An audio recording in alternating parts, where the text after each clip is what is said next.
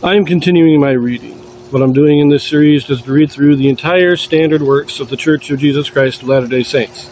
This consists of the Bible, the Book of Mormon, the Doctrine and Covenants, and the Pearl of Great Price.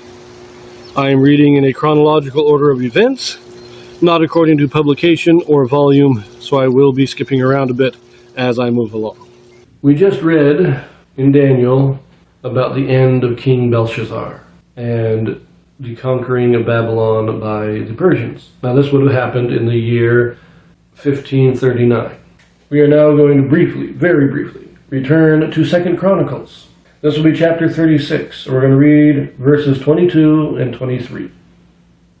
Now in the first year of Cyrus, king of Persia, that the word of the Lord spoken by the mouth of Jeremiah might be accomplished, the Lord stirred up the spirit of Cyrus, king of Persia, that he made a proclamation throughout all his kingdom, and put it also in writing, saying, Thus saith Cyrus, king of Persia, All the kingdoms of the earth hath the Lord God of heaven given me, and he hath charged me to build him an house in Jerusalem, which is in Judah.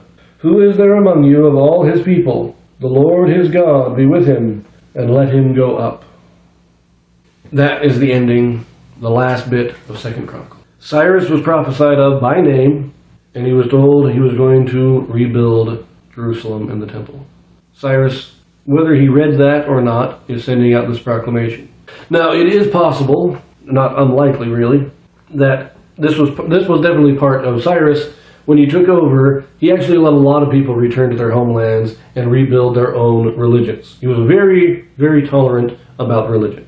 As long as you didn't rebel against his authority as the civil leader, he didn't care what your religious practices were. And so there were a lot of people who had been in captivity in Babylon or other nations that were set free, and they were allowed to go back home. And there was a general move very early on that Cyrus did. And so this is probably part of that. And it is not unlikely that he would have given a specific proclamation for each group of people. So he gives a proclamation for the Jews, he gives another proclamation for the Egyptians, he gives another proclamation for the Chaldeans, whatever. All the people that he sets free, each gets their own proclamation, with each proclamation being worded in the religious language of those people. So I have no reason to doubt that this is a true proclamation written or at least dictated by Cyrus.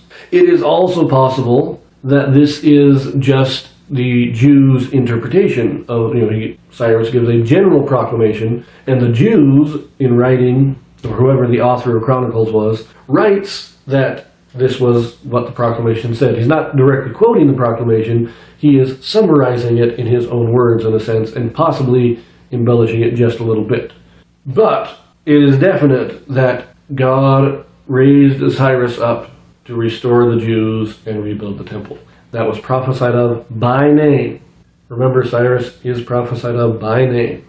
This is recorded in Isaiah, chapter 44 and 45. We read in 44, the last verse, verse 28, that saith of Cyrus, He is my shepherd, and shall perform all my pleasure, even saying to Jerusalem, Thou shalt be built, and to the temple thy foundation shall be laid.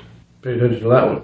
Then it continues in chapter 45, verse 1, Thus saith the Lord to his anointed, to Cyrus, whose right hand I have holden to subdue nations before him, and I will loose the loins of kings, to open before him the two leaved gates, and the gates shall not be shut. So Cyrus is prophesied by name by Isaiah. And Isaiah lived in 700, so this is like 150, 200 years before Cyrus comes to power.